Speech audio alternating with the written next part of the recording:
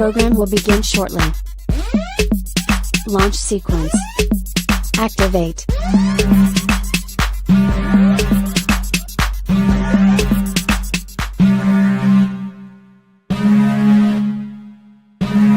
Warning, the following content is not politically correct.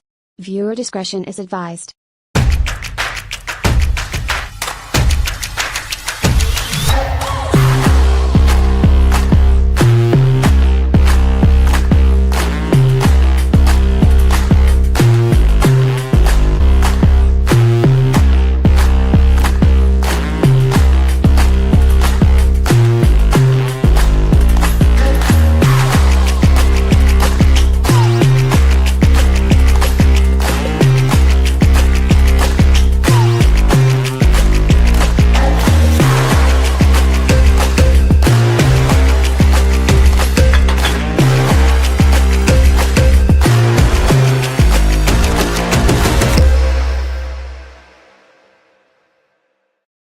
Welcome back to the channel today, everyone. I'm your host, Sarah Higdon. This is Transform to Freedom.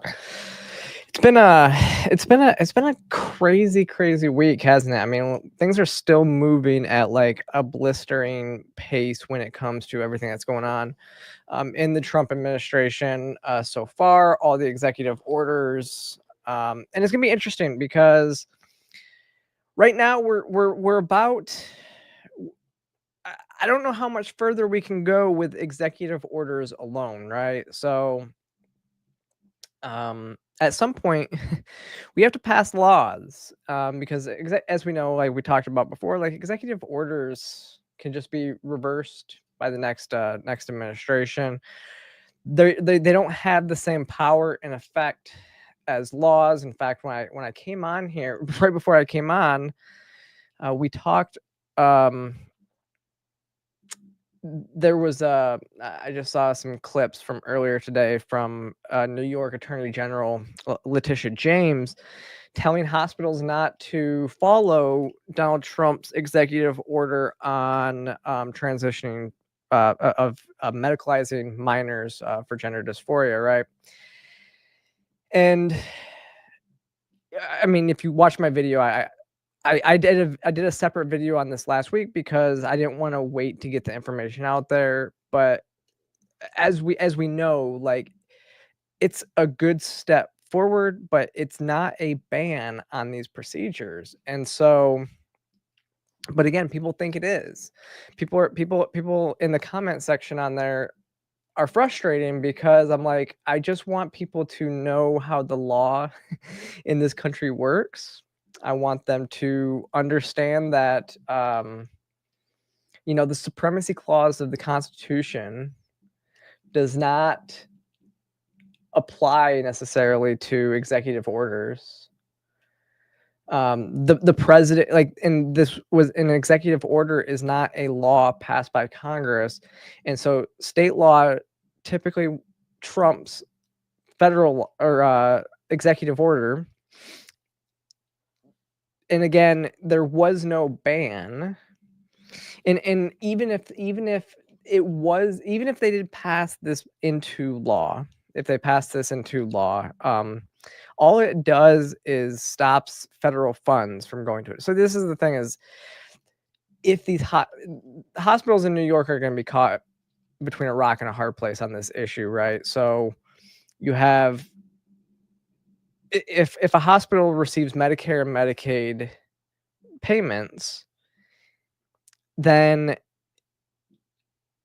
they could lose that. They could lose the ability to collect those payments and that funding if they follow.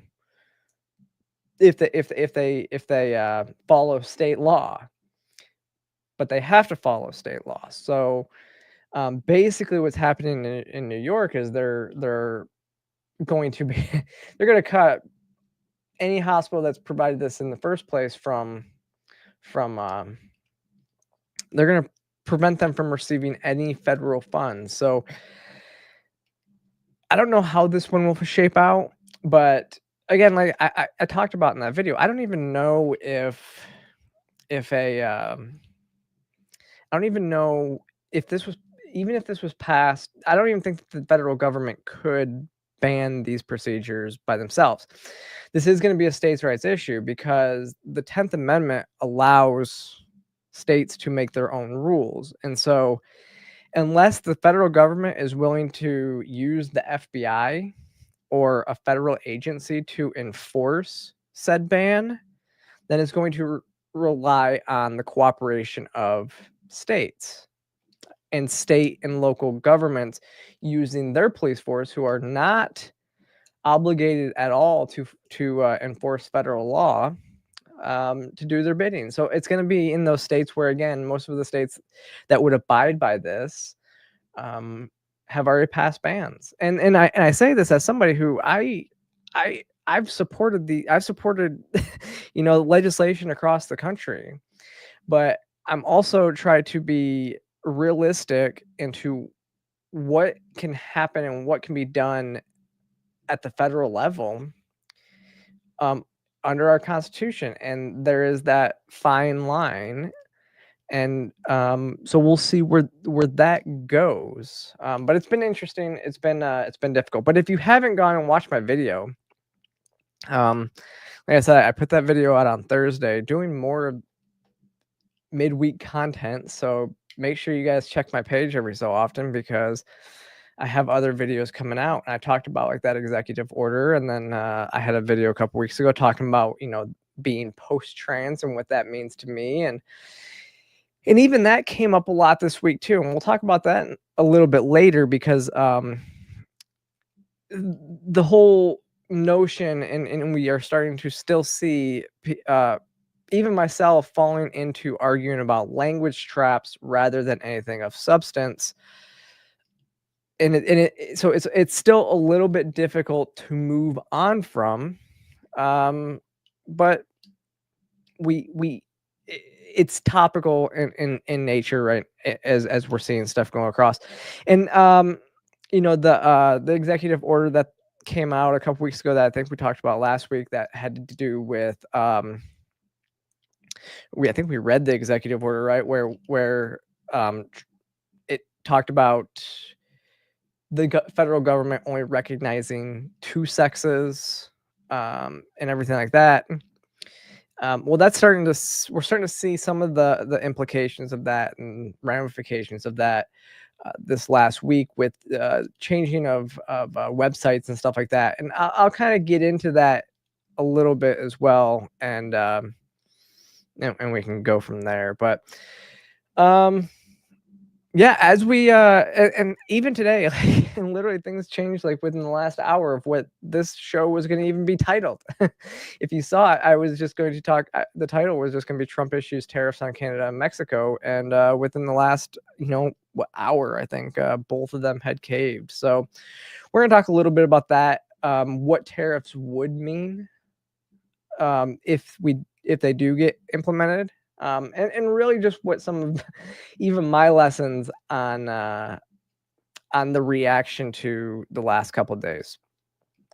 But before I get into a lot of that stuff, I do want to bring up, so this ad is going viral, and I think you guys know I support XXXY Athletics and their mission completely. Jennifer is great.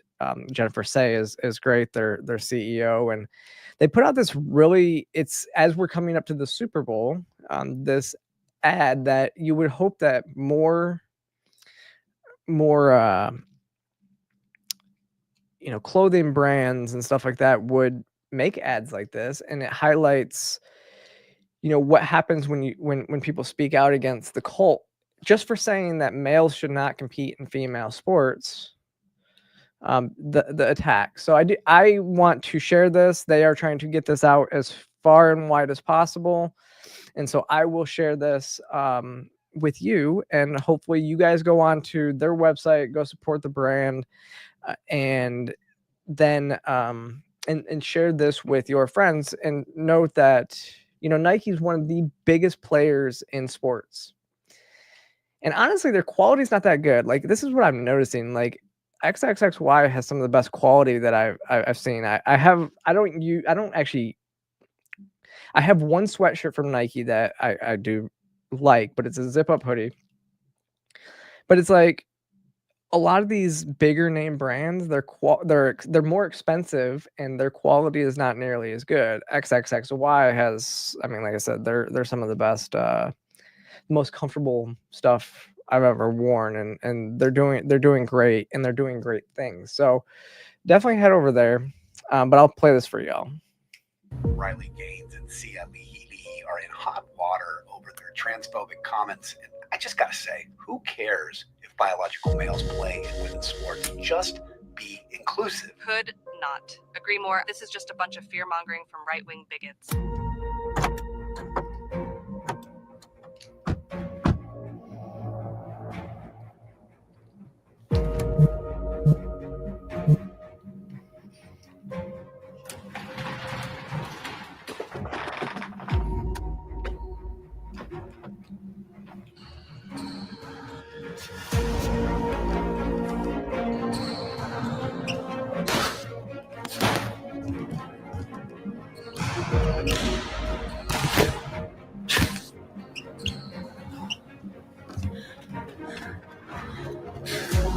I'm just gonna say it, she's a bigot. She's been a massive distraction from her team with her hate-filled rhetoric. Sia is not inclusive. And males invading women's sports isn't even a problem, as far as I'm concerned.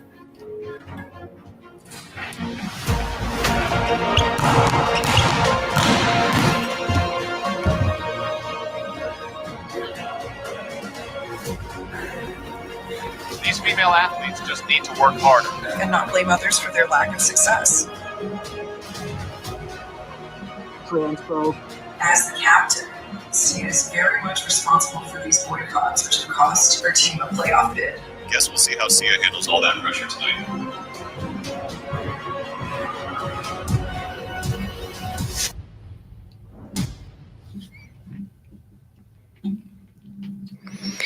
Actually, I don't know if that the volleyball player in there is the person who was on the the San Jose State team. And if you remember, there was all the boycotts in volleyball and everything like that. And I believe, if I saw correctly, the assistant coach who spoke against the assistant coach for the team that had a male on the team, she had spoken out against the male competing. She had been let go or suspended halfway through the season. I believe her and the team captain joined the lawsuit against the NCAA, again, basically against their own teammate. And I do believe that assistant coach, if I saw correctly, was also basically fired this week. So this is, again, we go back and we talk about a lot of this stuff. Like I said, I did the video last week about executive orders on, children transitioning, as we were just talking about. But also, a lot of people are thinking that the fight for against males and female sports is just over now too, and it's not.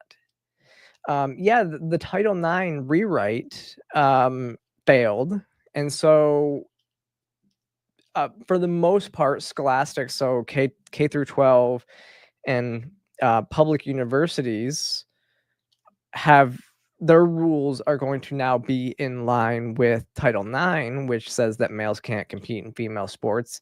Though we're going to probably still see some pushback about that as things go further, as these different bans and stuff happen.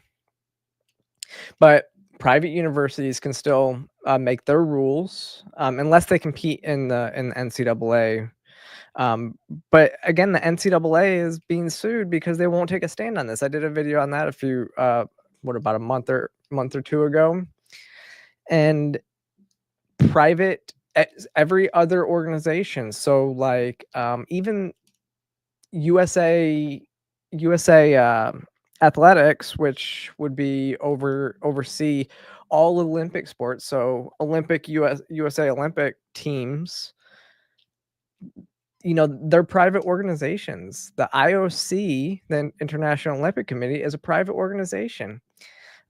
So this fight continues to this day as well. I think people need to understand that. Like, just because the Title IX rewrite failed doesn't mean that this fight's over. Just as it doesn't mean that the fight to protect children from gender ideology isn't over. Before I came on, I saw now that Donald Trump is pushing for a possibly about to issue a order with a plan to tell the Secretary of Education to dismantle the Department of Education. But that doesn't necessarily stop the fight. What that actually does is put education down at the state level, and would mean that each state, there's going to be a fight to keep gender ideology out of schools in each state still. And so these fights continue regardless of Trump's executive orders, because that's all they are, is they're executive orders. They're not laws. And I said pretty soon we're gonna have to start seeing Congress start passing some laws pretty soon. I know they're working. The Senate is doing all the confirmation hearings, but we also have a fight over the budget coming up too, and it's going to be we're going to see how this will be the first test. They need to raise the debt limit here pretty soon. Otherwise, we're back where we were in December. So we're about at the point where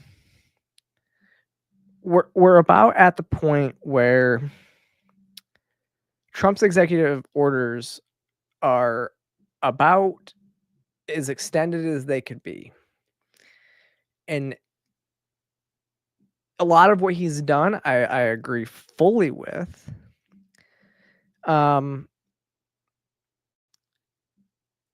I think this is when we are going to see how the next 4 years are going to go, and it's going to really shape, because we have to see what we can get done without executive order. It's going to have to be, what can Mike Johnson do in the House to pass some of these things through the legislation through the Congress. That's where the real stuff's going to take place. If you can, none of this is really that we've done so far is really we've seen so far is too shocking, because it can be done via executive order. So why wouldn't Donald Trump sign all these things via executive order? He just has the will to do it, I guess. He's the one person that will do this. I just mentioned the shutting down the Department of Education, but this comes right on the heels of, and another big deal, big wins is talking about USAID, which is foreign aid organizations. And there has been some talk that Anthony Fauci through USAID was getting paid to USAID was paying EcoHealth Alliance to fund potentially. See, I don't know how well I'm supposed to say. I can say on YouTube, but understand that EcoHealth Alliance was supporting gain of function research in Wuhan, China on bats. So there's those connections, and it seems like potentially USAID was money laundering U.S. funds when it was illegal to do so. And that's why Anthony Fauci potentially needed a pardon from Joe Biden. Now it's interesting, because now they're talking about, shutting down USAID, which I think is a great thing. This is what we need to do to save money, scrap this stuff. And actually, a lot of people don't even understand this. USAID, and I forget where I saw this video. Oh, it was actually it was RFK Jr. when he was on with Tucker Carlson, was talking about the USAID. He mentioned the CIA through USAID was what was funneling money to Ukraine in 2013 during the coup in 2013, which removed a neutral leader and put in place the government that we have now. Not Zelensky was not the first president that fell up after the coup, but it is the same, essentially the same government that is that's in place after the U.S. backed coup in 2013, which he said is because of USAID. Now, Democrats are this is like flushing a lot of people out. A lot of people are getting flushed out because now Elon Musk and the Doge team have access to the information, the back doors to USAID, and now they're looking at the Treasury Department, and they're basically conducting like these massive audits very quickly. It's kind of amazing to see them just go through and just implementing these massive audits and scandal after scandal after scandal after scandal, and it's like it's kind of this is what's fun to watch. I mean, it's not fun to watch. It's kind of infuriating. It's fun to finally win and see that, we're finally have a government that's willing to fight for the American people, fight the corruption to lower the spending of the federal government. And this is just one of those examples, but it's infuriating that everything we've said has become true. Like when you get into the weeds of things, the deep state is full and real, and they are now freaking out. And here's another one. Senator Andy Kim is now, I'll play this real quick. USAID was the first, but I can guarantee you it's not the last. And so this same playbook that they're using in terms of how they're trying to shut this down, how they're trying to prevent public servants from working and doing the work of our country, if we allow this to happen, it's going to just start to happen at other departments and agencies. So this is likely just the tip of the iceberg. USAID was the first, but I don't think he understands that's what we want. Like, this is just the tip of the iceberg. What are you saying? That there's deep-seated corruption in every agency of government? That's what it sounds like to me. That's kind of what we voted for. It's kind of why we voted for this. Yes, this is what we want. We want them to go into all of these agencies and find what's wrong with these agencies. Cut their funding. Shut them down if they're not needed. Get rid of the deep-seated, deep state bureaucracy that's happening within government. Within the deepest depths of government. This is what we voted for. And so this is a win. I agree. This is a huge win. Like there's a lot going on here. And moving on to the reason the title of the episode, we're talking. So this again, things happening quickly. So on February 1st, it's the 3rd. So what was that, Saturday? So Saturday, President Trump officially signed the order to impose 25% tariffs on Canada and Mexico, as well as a 10% tariff on China. Look, I think this is where I gotta start remembering that Donald Trump will do things like this to get leverage, to force things. Like I in his first administration, remember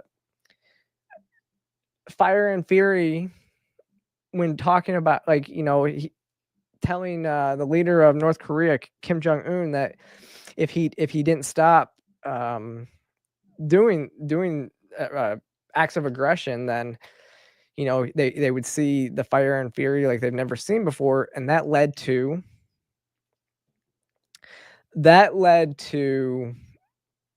the first U.S. president to step foot in North Korea for however long since that. But the first time the North and South Korean leaders sat down were after those comments, because Grasshopper, you're right. Like, Trump's poker face is strong. It's not. I mean, he yeah, he will use things as leverage, and I think the world kind of respects him almost because he's crazy enough to do it, right? I think that's he does things. A lot of what we're seeing right now is the same playbook as we saw in his first administration. He's just playing it a little bit stronger than he did in the first administration, and in a way that's not so rooted in, you know, deep seated. I mean, he's left all the neocons behind, so we're seeing a little bit different. We're seeing it happen in a different way, in a different objective. But yeah, he because even I was on this board, right? So when I see that he implements a 25% tariff, understand that tariffs are not good. So I okay. The idea of having tariffs replace income tax to me is a good barter, right? So it would be a good deal for us to implement tariffs on foreign goods if we replaced our income tax system.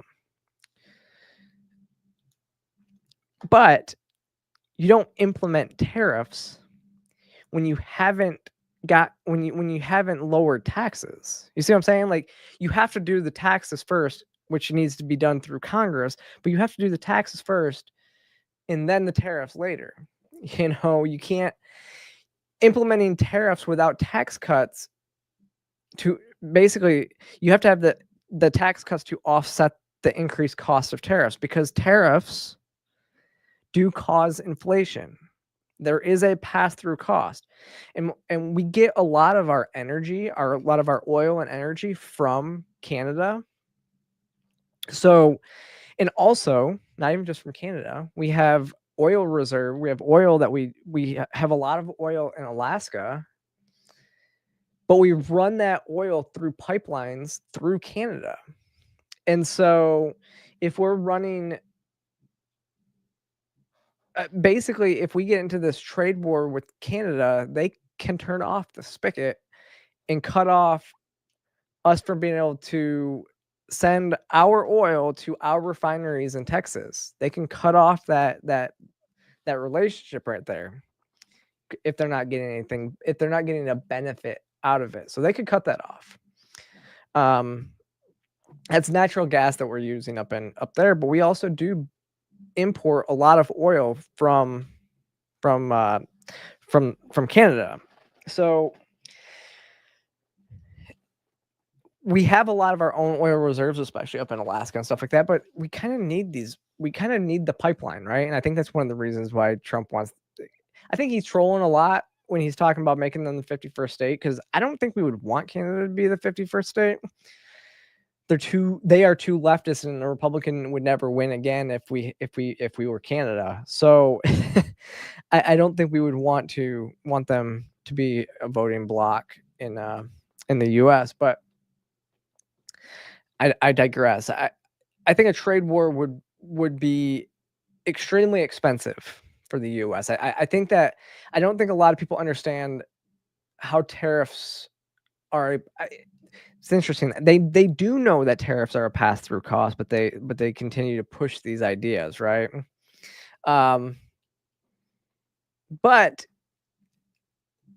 again, we have to remember that when Donald Trump applies this leverage, sometimes it's not necessarily that he's going to go through with it. Though I do think that he is willing. I think he's willing to go through with these types of things. And even though he will take a hit politically with the American people that voted for him, because we would see inflation, for example, skyrocket. The thing that he's got, the advantage that he's got in his second administration, is he's not running again. So he's not worried. Now, Republicans might want to worry, but Donald Trump's not worried. He's not running for office again. He has nothing to lose. And that's the one thing is, yeah, he could, it could be a short term, it could be we could see inflation happen. And that's what I would be concerned about in terms of these tariffs. But as we saw, first, within, just this morning, the president of Mexico, she agreed to the demands. Now, I guess the demands are what? It's to secure both borders. It's so that these two countries help to secure our borders, to stop illegal immigration, and they're using he used the fentanyl crisis to implement these tariffs, saying that it's a national security threat, right? So that's the only way that he would be able to implement a tariff like this, is if he used his emergency powers as a national security threat, which again, I think that's a little bit overstepping the bounds of what his powers should be, but he used it effectively, right? So I don't think that he should use it. I don't think that he should even have the ability to implement a tariff based on emergency powers when we don't see these countries as a threat to us, right? As a national threat. And it's like, if you give them the power to implement these things like during emergencies, they will create emergencies to implement these powers, and that's kind of what he did here, right? But here's so he put on True Social this morning. I just spoke with President Claudine Sheinbaum of Mexico. It was a very friendly conversation where she agreed to immediately supply 10,000 Mexican soldiers on the border separating Mexico and the United States. These soldiers will be specifically designated to stop the flow of fentanyl and illegal immigrants into our country. We further agreed to immediately pause the anticipated tariffs for a 1-month period, during which we will have negotiations headed by Secretary of State Marco Rubio, Treasury Scott Bassett, and Commerce Howard Lutnick, and high-level representatives of Mexico. I look forward to participating in those negotiations as we attempt to achieve a deal between our two countries. I mean, so Mexico, that happened this morning. All day we're seeing people in Canada, though, pushing back. Even I don't know what's going to happen with this one, but one of the premiers, the Ontario, basically premiers they're like our governors for their provinces. So the premier of Ontario canceled all the Starlink contracts with because of this. So he basically said he's not going to. Let me see. Here's what he said. Is this him? Yeah. Starting today and until U.S. tariffs are removed, Ontario is banning U.S. companies from provincial contracts. Every year, the Ontario government and its agencies spend $30 billion on procurement alongside our $200 billion plan to build Ontario. U.S.-based businesses will now lose out tens of billions of dollars in new revenues. They only have President Trump to blame. We're going one step further. We'll be ripping up the provincial contract with Starlink. Ontario won't do business with people hell-bent on destroying our economy. Canada didn't start this fight with the U.S., but you better believe we're ready to win it. Obviously they folded, so I wonder how that goes now. But what is interesting, so Starlink is an internet provider, right? So they're willing to scrap high-speed internet to access to all of their people, all of their citizens, to fight this war. I mean, Elon Musk's only response was, "Oh well," to this. It was kind of interesting. I mean, yeah, what's he gonna do? Like, oh my, yeah, no. Oh well is probably what Starlink's not hurting. It is interesting because Canada would be one of the places where Starlink would thrive, I think. And the people of Canada would love it because Canada is vast and remote in areas, and Starlink is satellite based. I lived in an area where we couldn't even, I remember growing up, we couldn't get high-speed internet because we couldn't even get cable TV until we got satellite, because they didn't run cable out to us. So I can imagine that and I think in that same area where I grew up in, I don't think that there's even, there's definitely not fiber. I'm guessing most people even there would use Starlink because it's fast, high-speed internet. I don't know. But then just a few hours later, this is Justin Trudeau said, I just had a good call with President Trump. Canada is implementing our $1.3 billion border plan, reinforcing the border with new choppers, technology, and personnel, enhanced coordination with our American partners, and increasing resources to stop the flow of fentanyl. Nearly 10,000 frontline personnel are and will be working to protect the border. In addition, Canada is making a new commitment to appoint a fentanyl czar. We will list cartels as terrorists, ensuring 24/7 eyes on the border. Launch a Canada-U.S. Joint Strike Force to combat organized crime. I've also signed new intelligence directive on organized crime and fentanyl, and we will be backing it with $200 million. And the proposed tariffs will pause for 30 days while we work together. And Donald Trump basically just reiterated everything that, it was pretty much the exact same statement, right? And look, I am hearing that Canada was already doing these things. So I don't know about this one. This one's like, I'm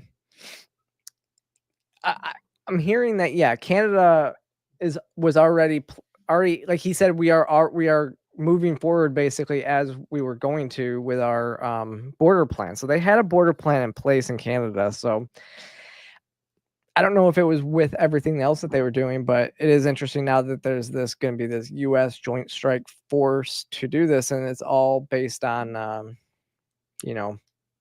on the same stuff. Now, I had this pulled up because Rand Paul shared it, and it is, and if you are interested in what happens when tariffs are placed, I'll just go into the Foundation for Economic Education. And read the many hidden costs of tariffs and how they hurt the economy in more ways than you even realize. It's a great article. I'm not going to go into it here just because we don't have time to go down too deep into this rabbit hole, but it is a great article. Go check it out. Fee's great. As you saw, if you remember last week, I was competing in one of their competitions. And so, yes, go check out this article. Again, Rand Paul shared it because Rand Paul was very critical of the tariffs as well. So it's definitely one of these things, these issues that we'll see how this moves forward. But I guess the big lesson that, again, learning this here is that Trump uses leverage. And sometimes we just have to sit back and wait to see what actually happens, because the initial response may not be applicable in even a few days, So we'll try to. I will try to be better about this, but it's like everybody is so reactionary about all this stuff right now, and it's understandable. Everything is moving at blistering pace. So we'll see. But yeah, moving on. If you didn't see this, so this was interesting. This kind of came, this came after, this is in response to the executive order on ending like woke language in the federal government, everything like that. This is one that I'm a little, I don't understand why they I don't necessarily agree with how they did this and phrased this one, to be honest. So it says, just in as part of their woke website scrubbing, so the administration removed, as you can see, the LGBTQI plus to just put in LGBT travelers. Now, since this screenshot was posted, they also just removed this the section on X markers on passports. But I'll tell you, one of the reasons I kind of disagree with this is because, like, trans people, this information's useful to. So if I'm looking for information and traveling abroad and I search trans, well, it shows up as there's nothing there and it says trans. And so this doesn't show up. Now, if you do type in transgender, which again, we know that's not the term gender is meaningless. But if you type in transgender, this page still comes up. But it's like this information is still, like, trans people do exist, right? Like this is where I was talking about before. Like, I want to get away from using the term trans or transsexual completely, but in this regard, I'm like, it's difficult for me, the whole post trans things, because even still, I would find information about stuff for me in this section, and all this information is useful to trans people as well. Now, it wasn't just this one paragraph; it was an entire page. And what's really interesting about this page, and I just want to point this out, a lot of the people that were celebrating this didn't even go and read it, because there is a section still in here that recommends people go check out the Trevor Project. And if you've watched me for a while, the Trevor Project is not an organization that I support like I used to, because they created this space for 13 to 24-year-olds to interact with each other. So that's not okay. And this page still recommends the Trevor Project. So a lot of people didn't even go and really look and see what this page said. But I've always kind of thought, the T still belongs. Yeah, you're right, Grasshopper, that any letter after the T was overkill. Like, queer is a political ideology, which took over most of the T and made it transgender instead of transsexual. But the LGB and T are still useful in there. Now, a lot of people, it's interesting because I see them talking about this.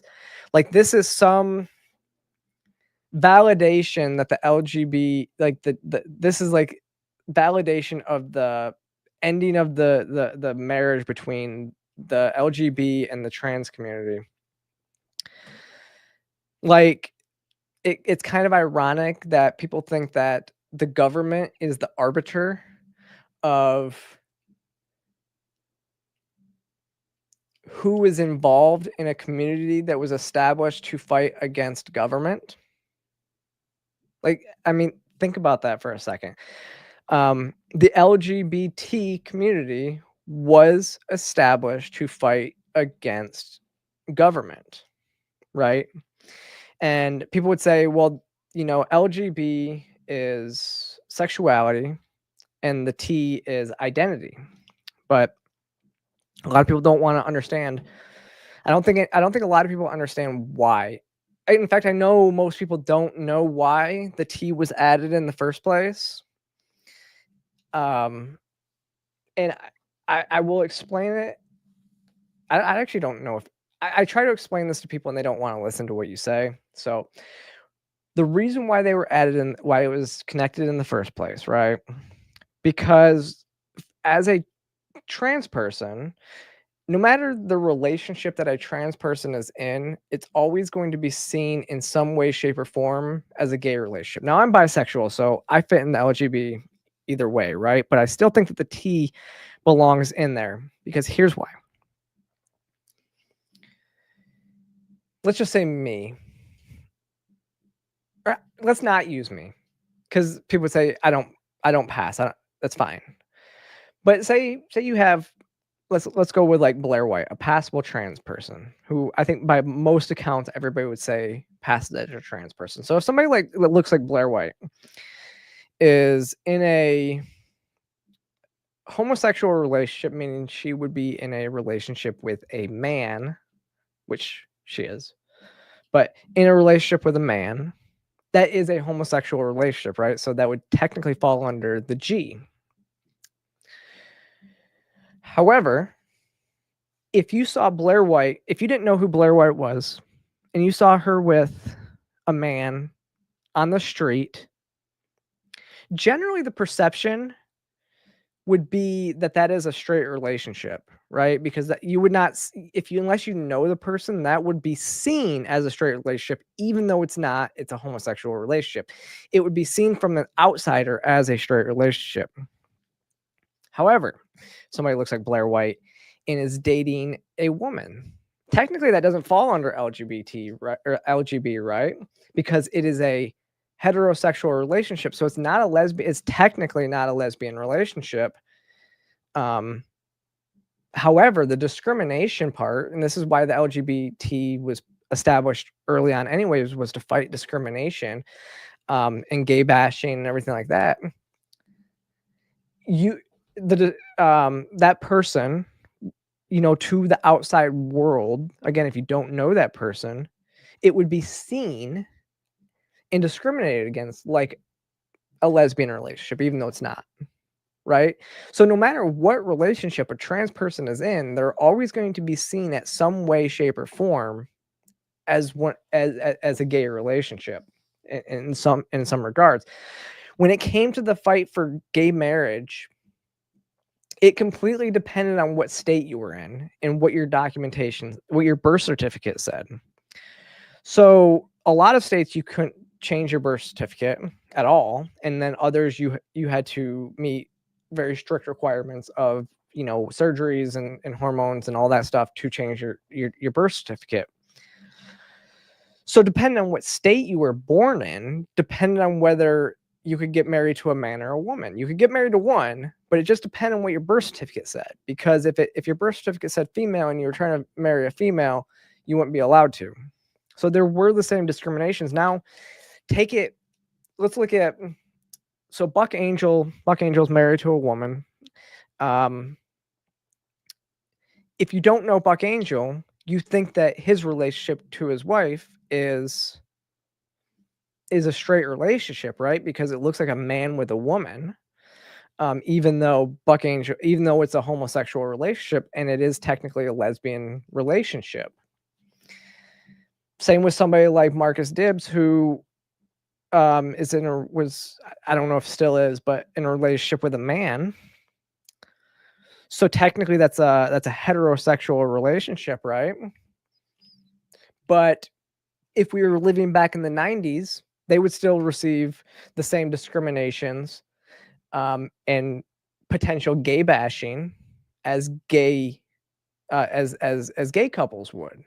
And so again, this is why it was always added in the first place, because there is a commonality that comes with being trans and being gay, and it happens to be in those relationships. And a lot of transsexuals in general fall under the homosexual label, and especially trans women or males who growing up were more on the feminine side would always get called derogatory names anyways, as if they were in those communities because they had femininity, because of their femininity. And so they were always there was always this discrimination. So this is why I always advocated you can get rid of everything after the T, but when it comes to transsexuals, they do have a place in that community. But now, to contradict a little bit with what I'm saying, I don't really believe that there is a community or a need for the full community anymore, right? Now there's not the discrimination aspect of it. So really, then trans people would get kicked out of their house and disowned from their family, just like LGBT people would in the past as well. It's not as prevalent anymore. Obviously, the acceptance rates are going through the roof when we have gay marriage, and there's not a ton to fight for anymore.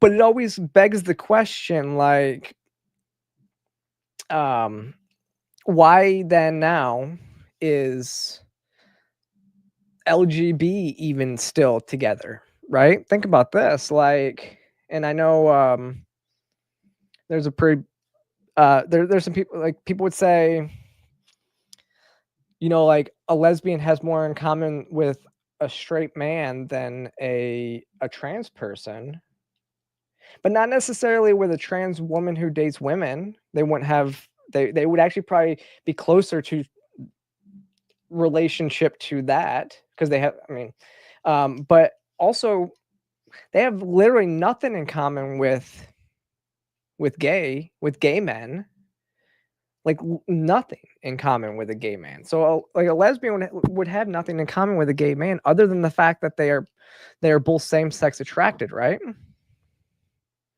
So the LGB, the LGB, well, the L and G don't have much in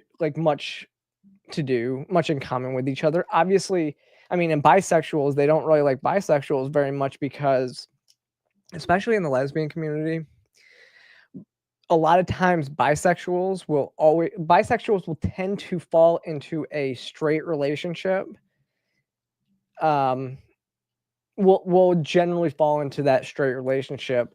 And so they never really encountered the same struggles as the L or the G. So really, there's, with the acceptance as high as it is, there's really not a need for the community. And really, the LGB and T for transsexuals, most of them have moved on to just living their lives, right? Most, like the LGB and T are the ones that are like living more traditional lives, I guess, right? Where it's the Q plus the political ideology that's really fighting to keep all this woke stuff going on. So again, all this to say, going back, I don't agree with removing the T from here. But it goes, and this is where I mean is I'm still struggling to remove myself from like the T and not allowing the T to affect me. But it's interesting. Now, that wasn't the one that really got me though. Okay. I mean, that kind of started it. And then I think it was on Friday, maybe Saturday. I mean, then we see the CD. This is one that really doesn't make any sense to me at all. It's kind of it's almost like they're removing protections that help trans people in general. So, and I'm going to guess that they're taking these the CDC right now is taking web pages down to change the language on them. And I do think that they will put a bunch of them back up. I don't know if they will put this one back up though, because all of them say this page was removed or this page is down. It's no longer here. But this one says the page was moved. And so it was the page that was for transgender and gender diverse persons. Now, I mean, yeah, you could change the language. You can change the language in that, but I don't necessarily agree with removing this page, and I'll tell you why. And it's not because, and it's because this is what the page actually looked like. So this is the archive. So if you don't know, you can go in, you can take links and go into archives to see what they said before. So this is the archive for that, right? Transgender and gender diverse persons. What's the first thing it starts talking about? The susceptibility to HIV and STIs. So if you go back to this and people were making this remark like this, it redirects you to STIs, sexually transmitted infections. Well, that's because this was talking about specifically about the high rates of issues in the trans community. And the reason why there's high rates of, and it's all goes back to a lot of time, trans women were uniquely discriminated against, pushed into sex work throughout history. And that would always cause a lot of high rates of HIV and STIs in general. So this is what it looked like, though. I mean, I get it. Yeah, there's a lot of these terms, like if you're talking transgender woman, trans femme, like all this, like there's all this woke stuff in here. When it could be easily said males with gender dysphoria or females with gender dysphoria who have taken, like, I get it. I get that there's a lot of this like weird, like trans feminine woman, woman of transgender experience. like that's all like woke language. Come down here is talking about gender queer, gender fluid, non-binary, all this stuff. Like I get, change that language. I believe, yeah, definitely change and take a lot of that crap out. But don't remove the page completely, because there's a lot of this about, because a lot of people don't realize, the gay community has a high rate of HIV and STIs because of sexual promiscuity. But what a lot of the trans women may not know is that a trans person who a male who's had vaginoplasty and had a neo-vagina created by a doctor, because it doesn't self-lubricate, it's more likely to get small tears in it, which is what makes it easier for HIV to be contracted through the small tears. And I mean, gay men get it a lot because anal sex, small tears create open areas to blood, and then you get the HIV. If somebody's HIV positive and they are not using protection and it gets in there, that's the same. But it's the same thing. It's like if a male has bottom surgery, they may not think that protection is necessarily needed because it's not like they're going to get pregnant, right? Well, it's the same issue with trans women, so males, as it is with gay men. Like there's no risk of getting pregnant, but STIs and HIV is highly prevalent because people are like, because you can't get pregnant in those situations. So this, like talking about these prevention strategies and all this stuff, like what you can do. This is a long page with information that you can't just erase. People still need this information, whether you agree that trans is a thing or not. You can change the wording in here, but you can't just remove this page, like right here. All right. So it's talking about doing having surgery. Like these are things that are unique to this community. So to really remove this, like I said, I don't necessarily know if it will be back, but I do have a feeling that a lot of this will be just like the other page where it went down, and it will be coming back. The plan is just to take all the woke language. Now this one, they may have to work harder to scrub it on this page, but I showed, because I kind of came in here, and here's one that was interesting to see.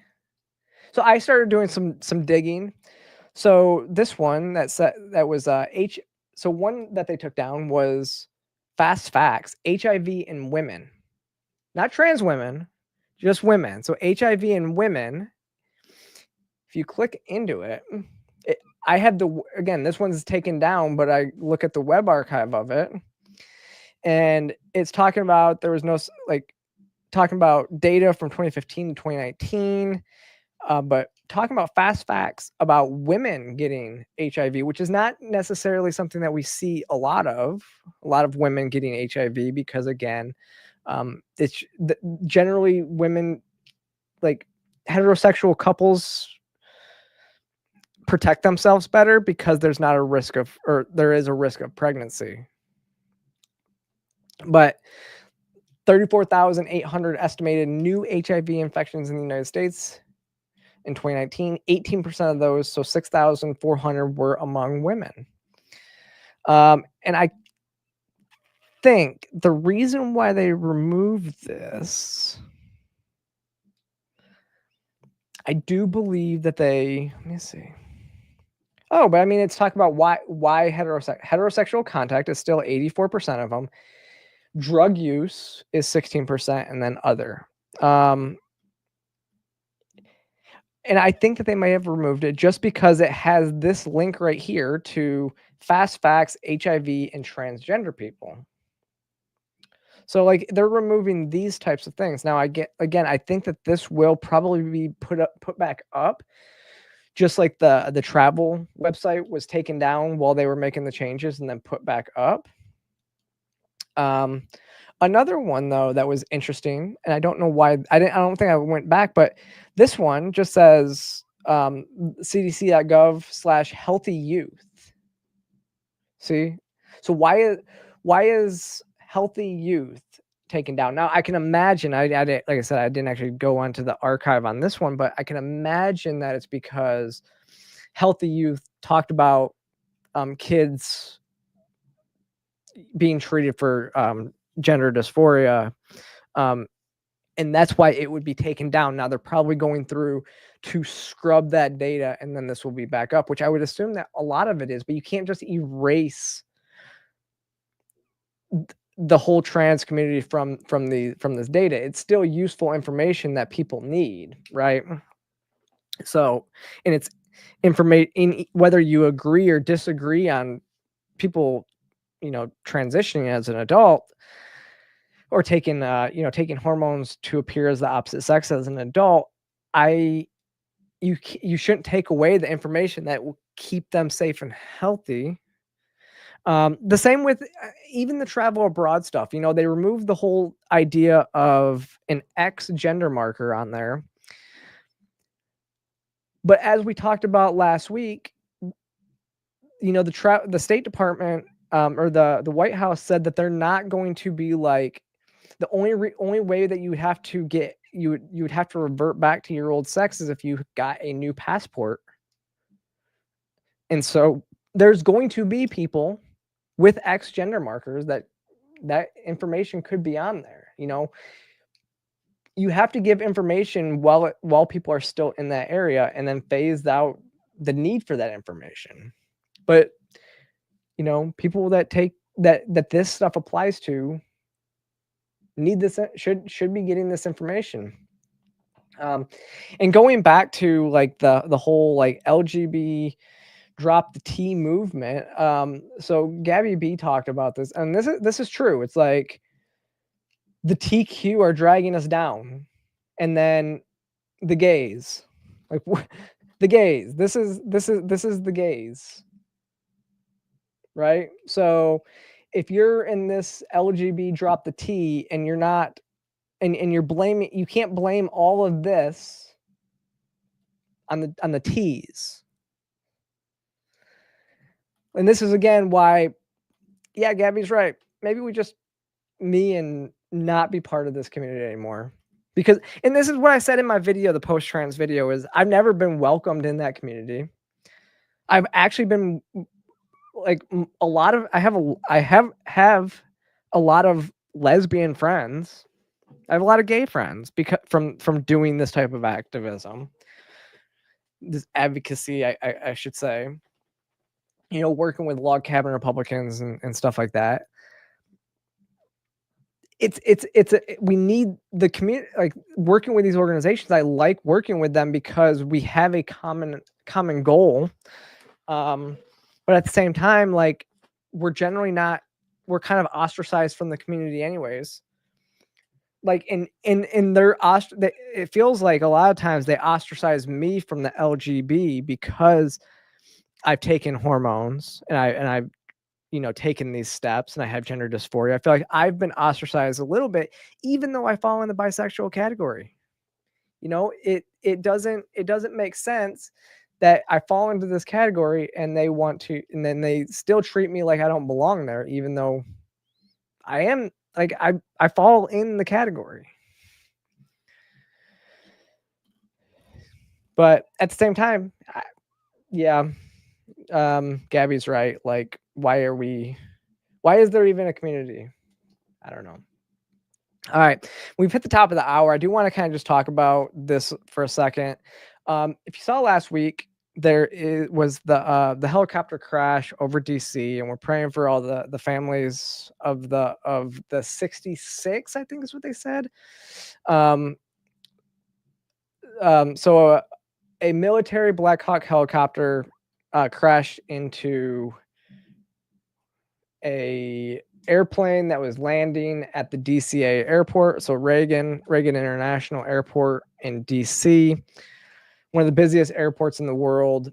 They said the helicopter was flying at they were doing an annual proficiency test, and here's the thing: one of the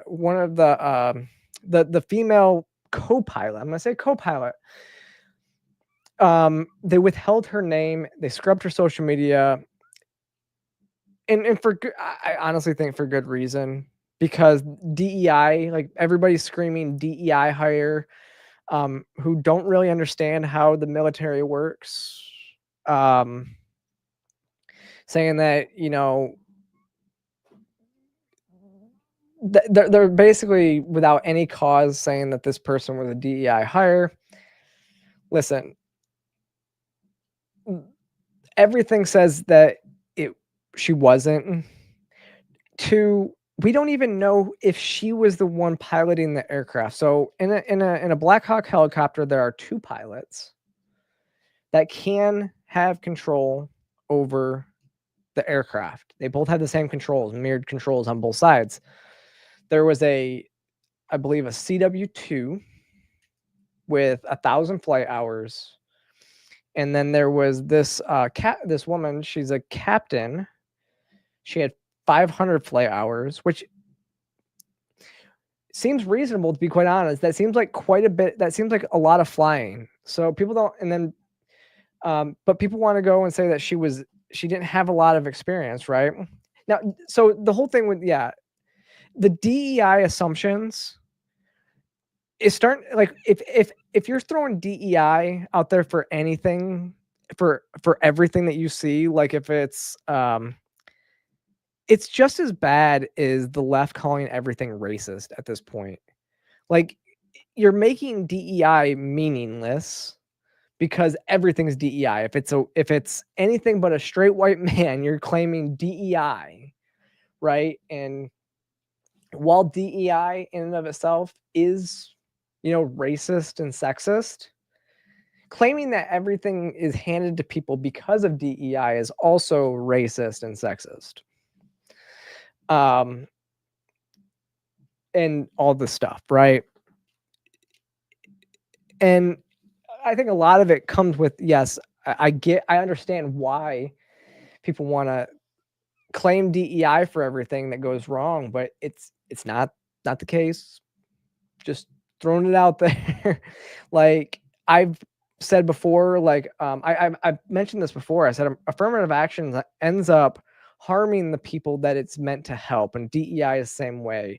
It harms the people that it supposedly helps, because eventually everybody starts to question whether that person got there on their merits or based off of DEI or affirmative action. And so it really ends up creating this environment where everybody assumes this about, or they question things about people that they shouldn't have to question. It should just be straight up merit. But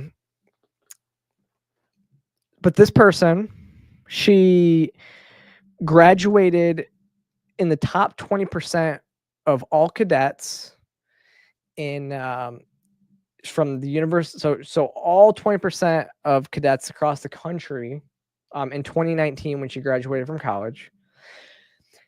She's a captain. People would want to say that she got promoted to captain because she was a DEI hire, which, again, 98% of the people in the military get promoted to captain. It's almost an automatic promotion. You have to really screw up to not get promoted to captain in what I think it's in 4 years. You get promoted to captain. I believe it's still 4 years, or maybe 5. But you get promoted quickly to captain. What do you think about the story going around of her working for the Biden administration? She was a social aide. So here's the thing: there are what in the military, again, what's called they're called KD jobs, which is what does the K stand for? I don't remember exactly what the K stands for, but they're basically career development jobs that you basically put on civilians. So you take off the uniform for 2 years, especially as a captain. So as a captain, you take company command, and then you go do your KD time. And sometimes you can go work for civilian organizations. You can work for different things. Now, I assumed initially that the social aide working for them, and there are jobs, KD jobs in the White House. So there's White House internships that you can get as a KD position. You can work in Congress in KD positions. Like, there's a lot of different stuff working in there. Now, her working as a social aide, the social aide, though, however, is not a full-time position. It is a extra duty, but it is a prestigious duty. It is something that the military, you have to be very highly qualified to get some of these positions. And again, you're competing against thousands of other soldiers to get this. So I would assume that her OERs were her officer evaluation of record were pretty high. If she was competing even against all other females in the military, even if it was a DEI thing and they wanted to hire a female, she was competing against all those other females to get this. And so, I don't really look at her working in the administration as a social aide. And again, like I said, it wasn't even a full-time position.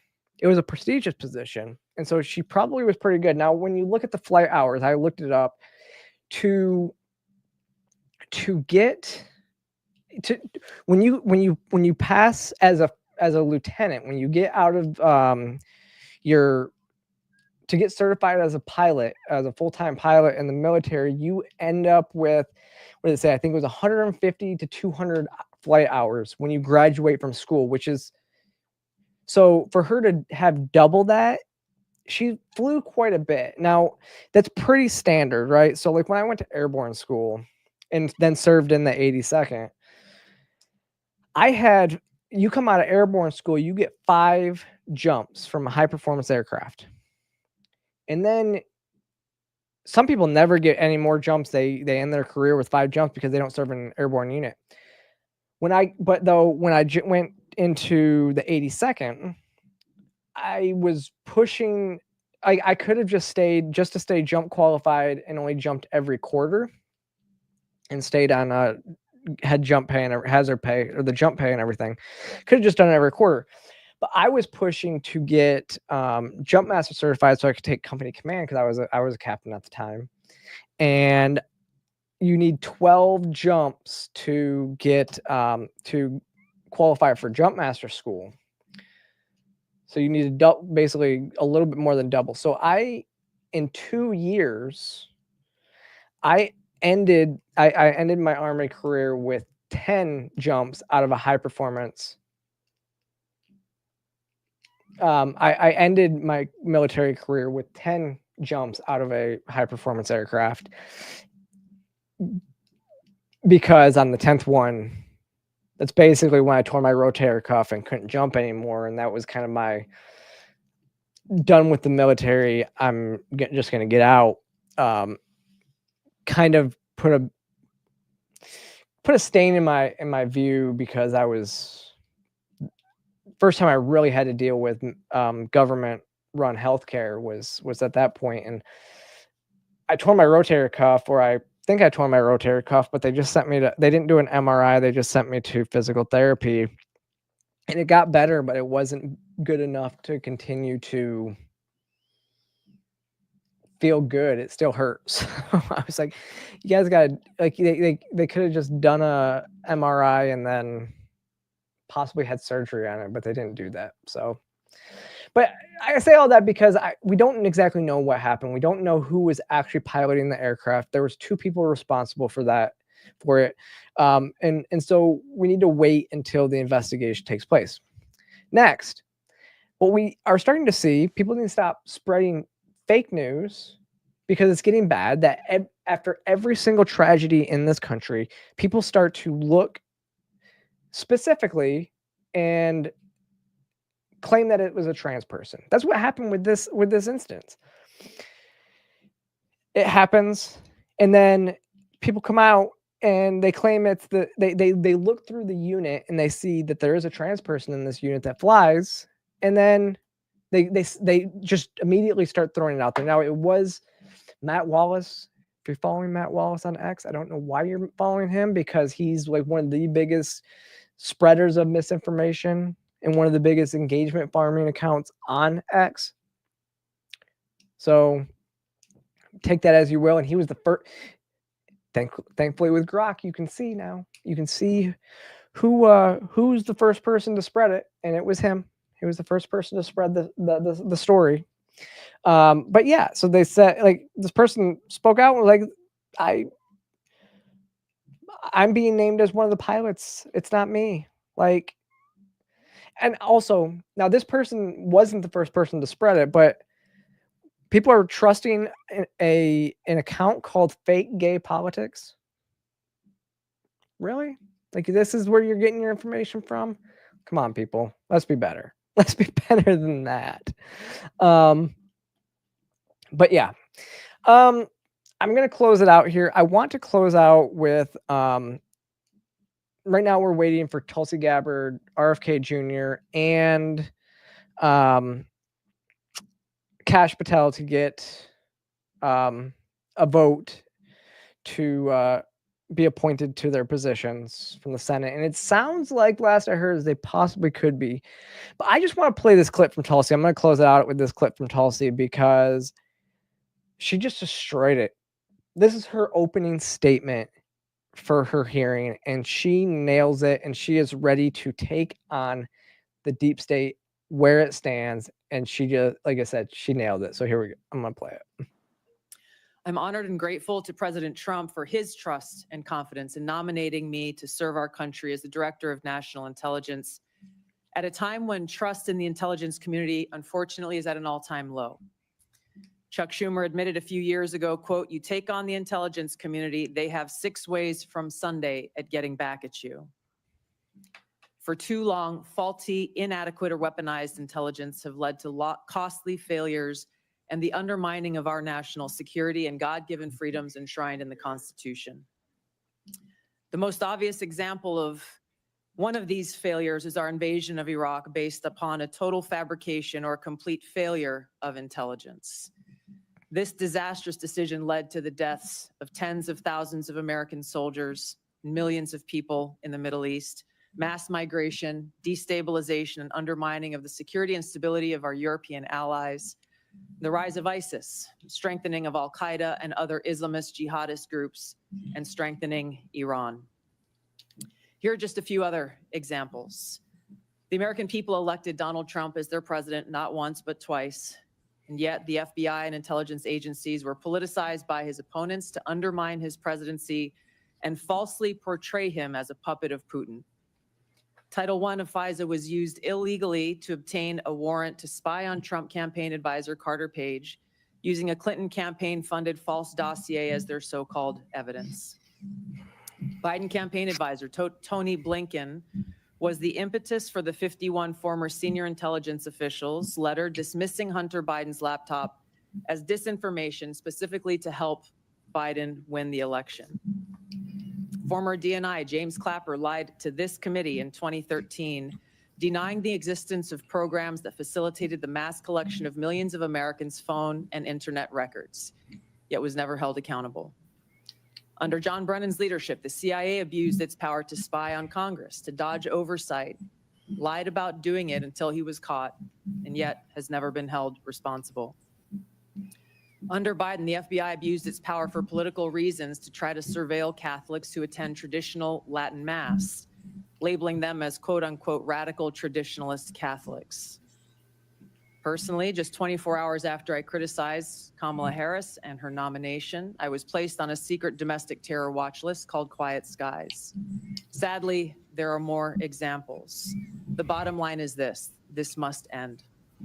President Trump's re-election is a clear mandate from the American people to break this cycle of failure, end the weaponization and politicization of the intelligence community, and begin to restore trust in those who've been charged with the critical task of securing our nation.